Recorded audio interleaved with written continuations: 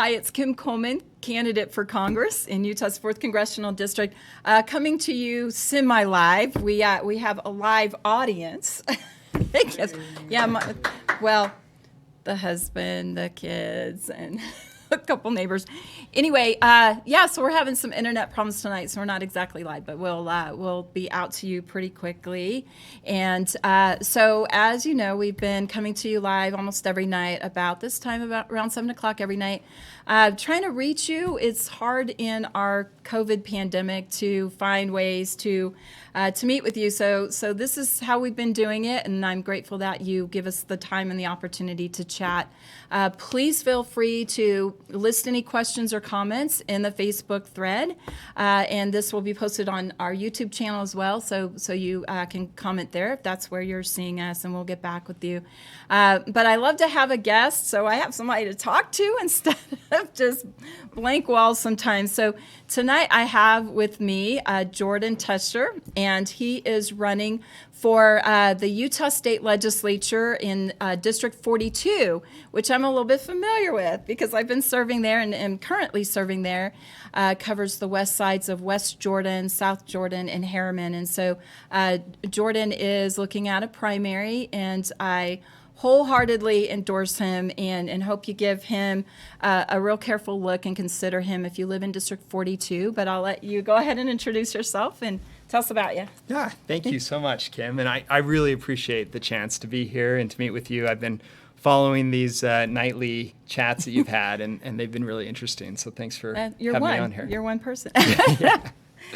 So just a little bit about myself. I'm a longtime resident of South Jordan. Grew up in the area, went to elementary school, middle school, high school out here, and live there now with my 3 kids and wife. Which high school? So I went to Bingham, and then I went to... Okay, there was hissing from my kids to our Copper Hills, and I'm pretty sure the microphones picked up the hissing. Did they get that? Okay, Bingham. Yeah, so I did Bingham, and then I actually transferred to Riverton, and then my senior year I kind of went back and forth. So I have ties in both, and even in 9th grade, we actually lived in Copper Hills boundaries, and then Riverton opened the next year, and so it opened that area up.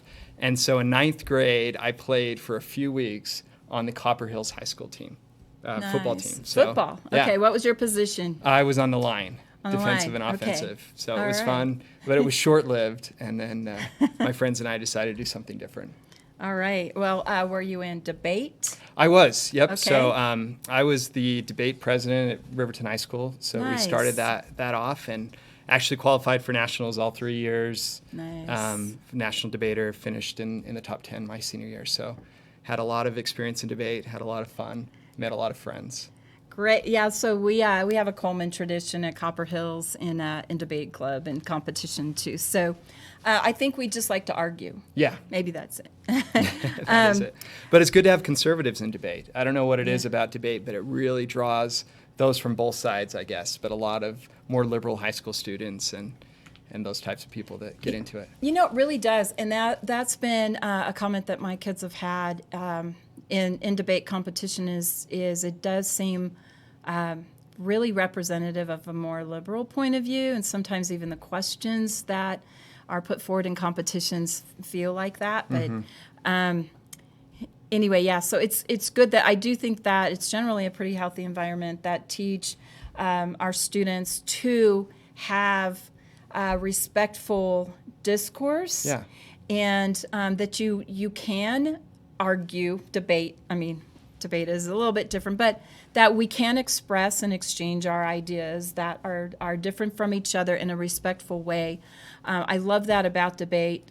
The general society is not really mirroring that so well or modeling that for our youth, but that is a good opportunity for the youth. No, you're absolutely right. I mean, debate allows you not only to learn to express yourself and hear other ideas, but a lot of times you have to argue that side as well. So you have to take both sides of the issue, really understand why someone might believe that way. And I think you're right. That idea of civility and understanding across politics has really been lost. I know that you're a fan of Arthur C. Brooks and what he's done. And I totally agree. It's that idea that, you know, it's all that echo chamber that we hear, and we never get to hear the other side. And it's on both sides of the aisle. We need more discourse across the aisle and people talking with one another. And sometimes listening. Yeah. Sometimes listening. So you would like to serve in the Utah legislature. I care because that's where I've been serving, but you would be my representative. So I've most of my adult life, I've really paid attention to our elections and who our elected officials would be and who to vote for. So I'm really happy to support you. I like where you started, that you have roots in the community, and that's actually how I met you, is seeing your service to the community. And I think I get asked frequently, how do we know if we elect you, you won't go to D.C. and either become somebody different than you were in the campaign or forget about us? Mm-hmm. And I think it starts with being a part of the community. If that's where your motivation comes from anyway, that you are already a part of the community, rooted and integral in the community, and you're just going to serve. You're going to represent that community that you're already a part of. I think it's harder to lose yourself. And because you're still there and you still live there and you're raising a family there. Like you said, you've lived there, for your whole life. And I think that is what we see sometimes in politics that isn't great. And, right now, you and I are represented in Congress by someone who isn't a part of our community, hasn't lived in this district, doesn't live in this district. When he had choices of where to raise his family and settle down, it was not in this district. And so how can we be surprised that he's not representing our values in Congress? But that's one thing that I'm looking at with you, is you have the roots and you're part of the community, and not likely to get lost if you come from that and you remain that. And I don't know, what are your observations? Yeah, no, I completely agree with you. And I think, too, as we talk about some of the challenges that we have in our district, having that background and context to be able to tell the story of where we've been, where we're going, I think really is helpful. If you're just kind of new to the situation and you move in and start inheriting some of these challenges, you can't really, A, I think, lead the fight, but B, be able to tell the story that gets people to stand behind you. And so being able to talk to people, recently as I was talking with delegates and telling them about my background, I said, I remember, we moved to South Jordan. I lived in the Glenmore area, right? And at that time, we wanted to go to the grocery store. We went to the Reams on 27th West and 90th South, because that was the closest place that we had to go. And that was the jog. Yeah, it was. I mean, that's 3 or 4 miles away from that area. And anyway, and it's just, having that connection with people and understanding, so why is 90th South the size that it is, and why have, we never done anything about it? And just having that context, I think, really helps people to understand the challenges that we have. Well, and sometimes it's multi-generational history.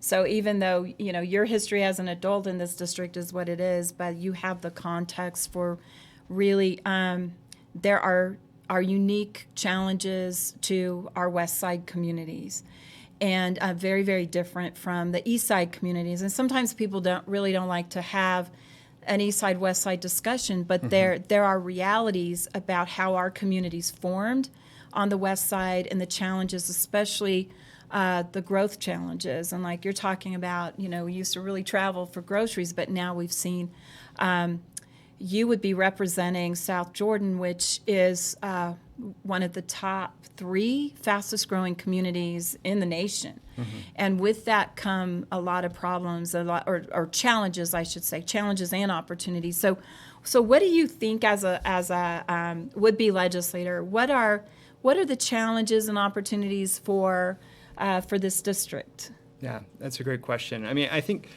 paramount is people are concerned about growth. They want responsible growth. It's not anti-growth in any respect, but it's trying to find that right balance and making sure that the infrastructure keeps up with the growth that we're seeing in that area. And so whether it's South Jordan or Harriman or West Jordan, all of that area is experiencing just record pacing growth. I mean, I think it was something like when I was a kid, there were 40,000 people that lived in between South Jordan and West Jordan. Now there's over 200,000 people in that area, and so it just continues to grow. And a lot of the continued growth that we're going to see in Salt Lake County is going to happen on that west side. And so if we don't keep up with the infrastructure needs that we have, with making sure there's a good balance between the really high density housing and the single family traditional housing, then there's going to be problems that we're going to have to deal with for generations. And so sometimes there are these phrases that have mixed reactions to it, but responsible growth and things like that. And I think for me, one of my biggest concerns about living where we do is it is the last kind of strip of open space in our capital county where we tend to have a lot of economic development, a lot of desire to live here, where it's close to that economic development, where it's close to dense job opportunities and our higher education, and all of these things being very close. But so there's this last strip of grain belt, and everybody wants it to be done their way. And sometimes lately there have been efforts to have things imposed on our West Side communities by the county and the state, and not have so much local control driving some of those decisions. And so as you've gone out and you've been talking to the local city officials as well, have you met with West Jordan? Yeah, I've met with both of the mayors of West Jordan and South Jordan. I met with several of the city council members on both sides, have extended invitations to all of them to meet with them. Okay, and South Jordan? Yeah, as South well? Jordan and West Jordan. Okay. So you're probably hearing some of that is pretty consistent concern of what other people want to do in our communities. But how do you view the role of the state, the county, and local cities, municipalities when it comes to economic development and generally residential development as part of that? What is the role of the locals? And yeah, it's a good question. I think primarily as we look at first, what is the role of government? What are they here to do? And I strongly believe that it really needs to be limited. Right? We're looking at protecting life, property. Looking at life, property, and freedom, liberty, right? So if we look at those three areas and say first, what is the role of government? Is this something that the government should legislate? That's always the first question. But then the second question is, if it is the role of government, then where should that legislation take place? And I think the most important thing that we can do is push down those local decisions to either at a county level or most likely at a city level or even at a neighborhood level, if you can get to that level of government and governance there. And so, but what if the city leaders are not as smart as the state leaders? Should the state make decisions for you? I say that sarcastically, please, and facetiously, but sometimes that is the view, that maybe the state should have a role or the county should have a role because we don't trust the local government or the local communities, the citizens themselves, to make, good decisions. Yeah, and I think that goes down to representative government, right? So if you decide, even if you think you're smarter, or in actuality, maybe the city's making a bad decision, if you don't allow them to make that decision, they won't be held responsible for it, right? Their citizens won't be able to come in and vote them out. It's really hard when you have someone from Washington County making decisions for people in Salt Lake County, or even in Salt Lake County. If you have people on the east side making decisions for what's happening on the west side, the east side people they won't care. They're not going to hold their representatives accountable for that. The Washington County people aren't going to hold their representative accountable for that if it has a major impact on that community. And so if you can push those decisions down to the local level of government, even if they make a poor decision, then people can stand up in arms. And we've seen that a little bit, with Olympia Hills, with the tax reform. When bad decisions are made, people will stand up and push back on it. But it's a lot easier to push back and to get that representation if it's made at a local level. And that's right. And, I'm looking at that with the federal government as well, that when we have 500 plus people making decisions for the whole country, too frequently in one size fits all packages. And so, yeah, it's if lawmakers don't have to suffer any consequences of their decisions, whether it's the actual consequence of the policy itself, or if there's an election consequence. So yeah, absolutely driving those decisions down. So tell us what you do for a living. So yeah, I work right now for the Church of Jesus Christ of Latter-day Saints. I'm an attorney. I started working with the church about 6 years ago. Primarily, they brought me on to work on technology contracts. So the church buys a lot of software and services, and they needed someone to negotiate those contracts and get them into place. And then about 3 years ago, they asked me to move over and work on the real estate side. And so I manage a team of about 10 people that do all the negotiating and contracting for real estate needs for the church on the nonprofit side across the United States and Canada. Wow. Okay. Yeah. So the thing about a citizen legislature that I love, and so this is a part-time position you're looking at. It's 45 days a year. I think in my 6 years of service, I'm about an equivalent of a year of work. You know, it pays a lot, right? Oh, yeah. It pays a lot, like $13,000 Wow. a year. But I think that's important for people to understand the nature of our part-time legislature is just that. It's a part-time legislature. It's just about 6.5 weeks of the year at $13,000 for the year. And but what's great about the makeup of the legislature is it is so diverse, and that so many different people from different walks of life, from all around the state, of course, but from different occupation, professional backgrounds. And so sometimes lawyers get a bad rap for, the legislature's full of lawyers. It's really not. I mean, there's only a handful of lawyers that are in the legislature. You have a lot of it's just mixed. We have some educators, we have realtors and real estate developers. We've got small business owners, a lot of farmers and ranchers. So really, it's a diverse body.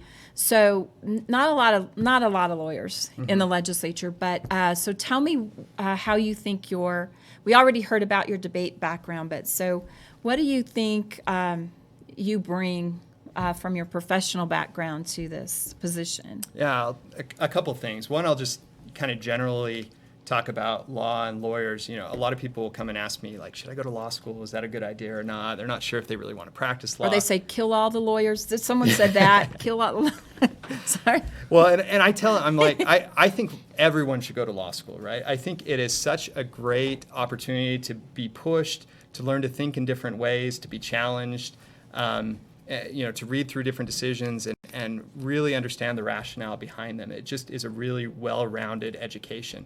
So whether you go and actually practice law and litigate, I think there's value in having gone through that process. My legal career actually started out of law school. I worked for a law firm that did work in developing nations. So it's interesting. I did some work before law school with David Levitt. Worked for his law firm as a law clerk. He's running for state attorney general now. State attorney general. And just a great guy. And at the time, I kind of, when I was in middle school, 7th grade, I decided I'm going to be a lawyer. I'm going to go and I'll work for a big law firm and I'll make lots of money and maybe I'll go, sit on a federal court or something. That was my plan. And I did that. I went to my undergrad. I went in political science and philosophy. I knew that was a great pathway into law. And I graduated in 3 years, and I was just on this track to do that. And actually, this kind of started my foray into politics. I served a mission, a church mission in Ukraine, and when I had come back, I had one of the friends from my mission that actually knew the Levitts. The year I was graduating from school, and I had applied and got into law school, I was planning on starting in the fall. One of my friends approached me and said, hey, I know this family, the Levitts, they're running this nonprofit in Ukraine, and they need someone to go over and run this jury trial competition. So it was like a mock trial type thing. And I was really excited about it. I love, traveling, going to Ukraine, trying to help out in different ways. And so we went out there and spent a month organizing this giant trial where we had people that, these Ukrainians that had guaranteed in their constitution the right to jury by trial, but there was no way for them to actually execute it in their law. Their criminal code didn't allow for it. So they have a right that's guaranteed, but they didn't get to do it. And a lot of people, most of the government felt like jury trial was a waste of time. You know, it was justice of the street, whoever cried the most got the verdict, that sort of thing. And so we're trying to change that perception. And part of it was, well, let's get this mock trial in place. Let's put together some mock juries and show them how when real people who aren't educated in the law can actually make decisions and verdict and make the right decision. Anyway, so we're out there. We run this trial. It goes really well. And David Levitt and his family come out to Ukraine to watch the finals. And he sits down. He says, Jordan and Daniel, who was my friend there, I'm running for Congress and I need some help. You know, would you come and help run my campaign? And he was just articulate. I just fell in love with, you know, his message and what he wanted to do. And so I agreed to do it. And I moved down to Nephi, Utah at the time. And David had purchased, just kind of on a whim, I guess, had put in a bid for the old county hospital. You know, it was the old Juab County Hospital, I don't know, 25,000 square feet building. And he's like, you can live in this hospital, right? I just have this hospital sitting here. It was the weirdest thing ever. So it was me, you know, I had a cot set up, you know, and I'm just sleeping in this hospital, helping to run this campaign, and just really learned about the process and getting involved and trying to reach out to delegates. And it was just a really fun opportunity and experience. And as I gained that relationship, to get back to your question, with David, he changed my perspective on what I wanted to do. I no longer wanted to, you know, bill 80 hours a week and not see my family and maybe have 2 houses and a boat, but not ever have the chance to use them. And so my focus changed. And as I came out of law school, I wanted to find a way to really get back. And so I took this job where we would go over and we worked in developing nations in Ukraine, in Poland, Romania, and Moldova, and we really tried to make a difference in working with leaders. So I think that balance between now having the transactional experience that I've had at the church and negotiating really big, high-stake deals that deal with millions and millions of dollars, and then that advocacy out in a developing nation where, you know, I sat down with people that I had nothing to offer them except for just pure logic and persuasion and hope that we both were on the same page, that we wanted freedom for their people, I think gives a unique perspective that we can take back to the state legislature. Okay, so your story reminds me of a story that Derek Brown shared with me a couple years ago, and Derek Brown is our current Utah State Republican Party chair, and he also did a stint a couple years in teaching law in the Ukraine, and so one day he shared a story with me that he had a class, and notably he thought this was interesting, overwhelmingly women. Just about the opposite of what we have in America. Most of the students were women. Excuse me. And this is why we're 6 years apart. Just kidding. But they're talking about due process of law, which is just about my favorite aspect in law, administrative law and due process. And he asked the question, you know, what does due process, and they have a constitution that's not unlike ours. Some of their rights that are guaranteed in their constitution, but he asked the question, so what does due process look like in your courtroom? And they said, do you have due process? And they said, yeah, of course we do. And what does it look like? And they said, well, whoever has the most money wins. And I think, sometimes I hope we never, ever take for granted what we have in this country, that we do have these things guaranteed in our Constitution. But they are words on a piece of paper if we don't fight for them and if we don't ensure their application, if we are not always hyper vigilant. And yeah, there's a country out there that reads very similar to ours, but let's not ever take for granted those things like due process. One of the things that's been scary to me in the last couple of years is there has been a pretty significant push. We've seen it on our college campuses in particular, of the it's guilty until proven innocent. And I think that was the problem with the recent impeachment of President Trump. And The Kavanaugh hearings. the Kavanaugh hearings, what we're just seeing play out every day on our news screens. And I think if that is ever the America that we are guilty until proven innocent, we've really lost it. So I'm glad that you have that sort of contrast experience, that you've been in countries where they are trying to reach a level of freedom and fairness and due process and equity, and that we've got to be careful always that we don't lose it. Yeah. And so as you look at going to serve in the state legislature, I'm looking at going to Congress. You and I can talk about policy all day long, but absolutely, to me, when I have raised my hand and sworn an oath to the constitutions of the United States and to the state of Utah, it is to uphold those core principles and values, to defend the structure of our government, because it was designed to mitigate the potential for tyranny, designed to give us the best assurance of freedom. But I have absolutely learned in my 6 years in the State House that the executive branch always wants to veer into the legislative branch. Sometimes I've seen it be pretty powerful, and but that is I don't swear an oath, and you won't swear an oath to a tax policy or to a transportation fund. You will swear an oath to obey, uphold, and protect the constitutions. So would you like to comment Yeah, on that? I really agree with what you're saying there, and I can't tell you how frustrating it is to have traveled, on the other side of the world and trying to help these people.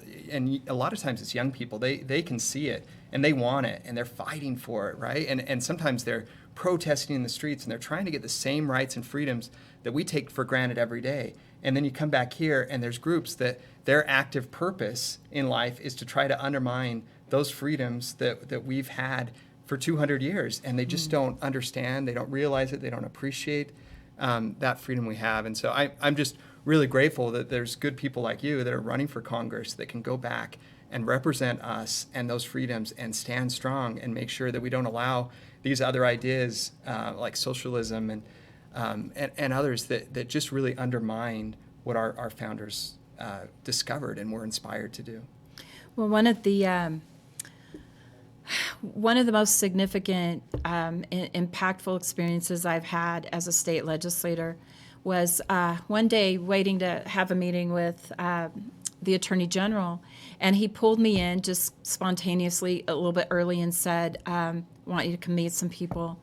And I walk into his office, and there are all these women, young women, in white dresses and these white sashes, and it was a UN, a United Nations pageant of sorts. And so they're touring. They're they're here in Utah now at the time, and the Attorney General said, I want you to share with them what you're working on and what you're here to talk to me about. And I said, well, I'm talking about, I'm running a bill on campus, college campus free speech. I was also working on due process, so two kind of parallel efforts to protect both free speech and expression and due process for students who have been accused of things that are significant accusations. And I look up, and there is a young lady from Pakistan, Miss Pakistan, and she has tears coming down her face. And she wanted to speak, and she just so eloquently said, please, please keep up that fight to protect your free speech rights. So many of us throughout the world are still trying to achieve them, and America's our model for that. And it's surprising that people in other countries that are trying to achieve that can see us. Some segments of our society reject that. So as I leave, and if you're elected, I need you to pick up that banner and pursue the support of campus free speech. Yeah, absolutely. And First Amendment rights it's one of my hobbies that I look into to say, how can we increase the amount of free speech that we have? And it's not just free speech, but freedom of conscience, freedom of religion. I was always really proud that my representative here was leading that fight in our state house. And a lot of people think, well, what does the state have to do with it? This is more of a national issue. But in a lot, it's really the opposite. In a lot of cases, the Supreme Court really has mandated that states are the ones that have to fill that gap and decide, what's allowed and what's not allowed. And college campuses have just gotten to a place where, we talked about debate and the value of that at the beginning, and you don't have that anymore. It's if you have a contrary view, you better shut your mouth. You might trigger someone else. It might be considered hate speech. And it just allows, a bully pulpit really for the professors to come in and say, well, this is the way that you need to think. And it really harms our students in two ways. One, they don't get both sides. But I think even just being able to express your own views, either will allow you to see the other side, maybe you'll moderate a little bit, or you'll really understand why you believe it. And if we don't allow people to really express that view, then we really lose a lot in our higher education. It is so important, and you're right. People have asked me all along, why are you running free speech legislation? It's embodied in our Constitution. It's already in our First Amendment. But all I usually have to do is remind them about the Second Amendment and other parts of the First Amendment, our freedom of religion, that we have to be constantly vigilant to protect and ensure those rights. We did get some help today in the Federal Department of Education, which really I think should have a very small, limited to nothing role, but to the degree that they have driven policy that impacts our local policies and our local public institutions of higher education. Really, the problem we've had is under a previous administration, they turned the Supreme Court precedent upside down and brought confusion about free speech rights to our college campuses. But today, there's a federal rule that's been out for public comment for many months. There's a process whereby policies are made public and accept public input before they're made a permanent policy. So today the policy came out. It's kind of gone through that policy. So it does make it much more sure at our state level what the policy should be at our college campuses. However, I've always emphasized that we shouldn't wait to see what the feds are going to do, what some Department of Education is going to do. These are our state rights to implement state policy regarding campus freedoms. But to the degree that we've had a number of House members and more senators than a higher percentage of senators have rejected this. In part, some of them said, well, let's wait till the feds do what the feds are going to do so our institutions aren't sideways of the feds. That's really not how you should legislate. I was just going to say right here, Jordan, don't wait and look and see what the federal government's going to do on things that are rightly done locally. But we did get a little bit of help from the feds today who are turning that right again, making it very clear to our institutions that speech is still free on our campuses. Well, and especially in Utah, right? You would think Utah could be the leader in the nation in ensuring that we have freedom of speech, freedom of religion, freedom of conscience, and it isn't necessarily the case. So we need people that really understand those issues, that can articulate it, and really convince people that this is the direction that we need to go. So thank you for leading that fight. I'd like to take the baton there. You bet. So whether you sponsor it or not, or whether you just support that, it's really important that your future colleagues understand the issue and help protect that. So let's talk real briefly. We just have a few minutes left. What would you like to talk about? Do you think we're going the right way? What are your thoughts about our current situation, our COVID pandemic, our government's response to it, and anything else? I mean, what would you like to accomplish as a state legislator? Yeah, that's a big question that, we can go in a lot of directions. I guess I'll just start with COVID. It's so interesting how quickly things have changed in the sense that, the start of the legislative session, we're looking at almost $1 trillion or it was $1 billion surplus in the state budget. And now you're looking at, we're going to have a serious deficit here. And so how do you start to make cuts? And I was on the call with some today, and they were asking that question. They're saying, look, there's going to be some pressure to say, we need to raise taxes. We got to increase, keep the services that we have at the same level. And the only way to do that, if we're going to have a balanced budget, is to increase the revenue that's coming in for the state. And so I think it's important to make sure that we draw a line in the sand and that we really look, we've had a lot of great years of bounty and tax surpluses, and now it's time for us to look back and look at the programs that we have and what are those that are efficient and that we need to find a way to keep, and what are those that we can slash and maybe bring back in other times where we have more funds coming into the state. So I think that's going to be really important. It's interesting just the approach that we're taking, and it really bugs me how it almost seems like you can't have a debate about, are we doing the right thing in the state? Are we opening things up too fast or too slow? If you talk on either side of that, you're going to get the internet trolls that just come after you that either say you just want to kill everyone. I mean, literally a couple months ago, I made a comment on a Facebook page where I said, I hope the government is balancing the health and safety of the community with the economy needs that we have. And people started commenting and saying, that's just eugenics, and you just want to kill everyone, and that's not the case at all. But it's worth having a conversation about it and saying, this is just because an epidemiologist said this is the course that we need to take. They're not elected officials, right? And they're not the ones that set public policy, and so it's a discussion that we need to have as a community. Is this the right approach that we're taking? It's something that legislators need to talk about. It's something that we need to talk about at a federal level. And obviously hindsight's going to be 20/20 here. But there are a lot of decisions to be made, and it merits more discussion than I think we're having.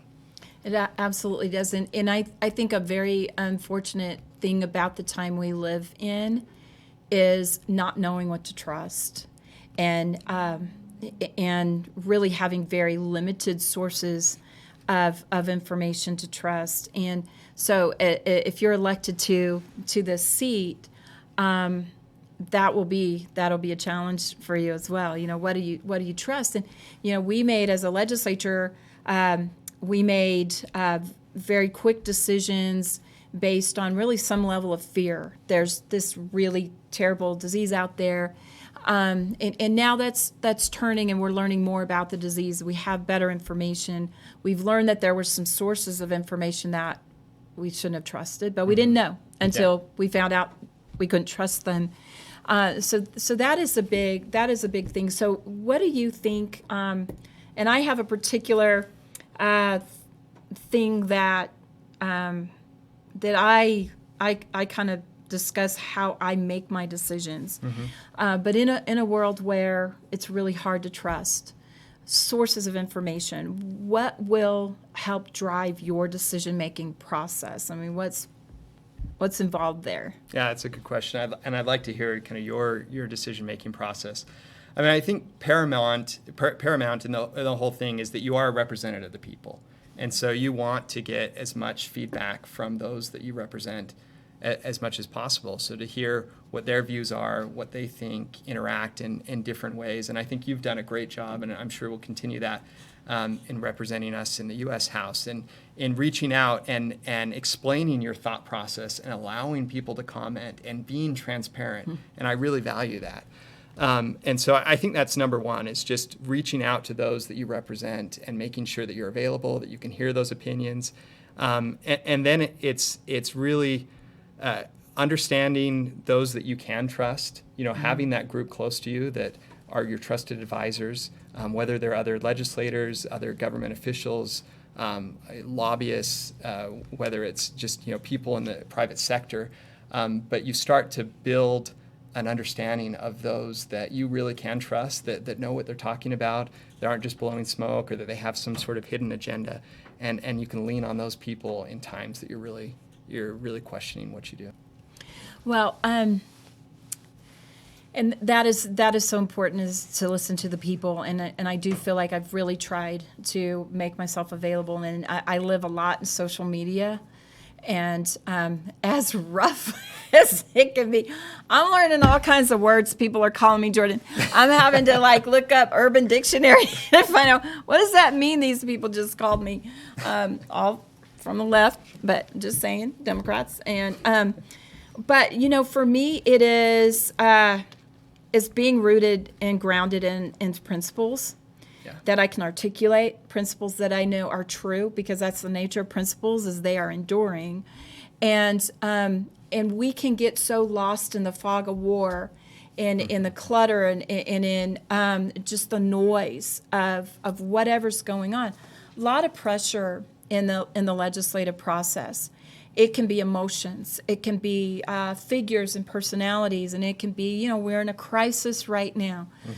We had a tax reform back in December, and I'd like to say, and I've had people say, thank you for listening to the people and voting against the tax reform. I'd like to say that I made that decision because of the voice of the people.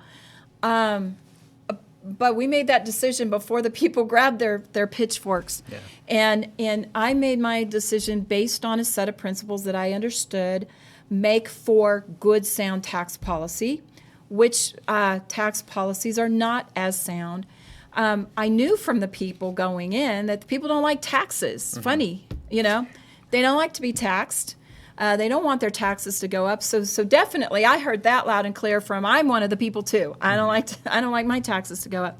But when it came time to discuss, or when it was proposed that we have a tax reform package, there were. I have a book. I'm going to recommend it to you. It's called Rich States, Poor States, and it is co-authored by Stephen Moore, who is a member of my campaign team. He's our economic policy advisor. He is also an economic policy advisor to President Trump. So I love having that connection to the policies that are emerging regarding economic policy in the pandemic, as well as our reboot and our recovery. But Rich States, Poor States, it comes out every year, and it ranks states according to economic outlook. Utah, every year of its publication, has been number one. So I'm going to give you a copy of this book. I'm going to give you a stack so you can share it with friends. But they have 10 golden rules of good, sound tax policy. So by the time I'm at number 7 and we violated the first 7, I knew this is bad tax policy. Yeah. Bad tax policy. But you mentioned this a minute ago, and I wanted to comment on this. If Utah is experiencing a revenue impact, a lot of that is income tax. And it makes no sense in any world to me to then go tax the people that are hurting right now.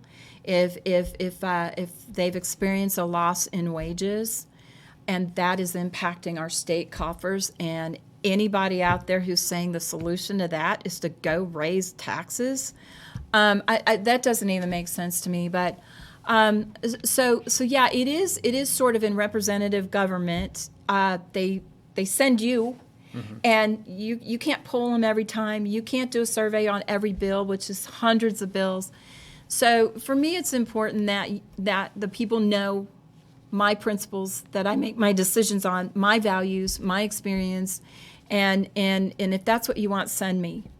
And if it's not what you want, I don't know that I could be somebody else. I'm who I am. I'm what I believe in, and I think being true to that. I had someone ask me recently, can you ever imagine a scenario where you would go against the people, and if the people wanted something that you didn't? And I took a second and I said, yeah, if they ever want me to go against the Constitution, because I swear an oath. I swore an oath to uphold both constitutions, and if the people ever want me to do something different, I may not be their person. What I can't do is go against the Constitution. Yeah. And I hope the people never come to that point where they expect us to go against the Constitution. I don't see that, but as we've discussed free speech, as we've discussed challenges with due process, there are segments of the population who would like us to ignore the Constitution. I know you to be somebody who would adhere to the Constitution and your oath to that Constitution. But those are some of the challenges, that you'll face. But I know that you are also a person of principle.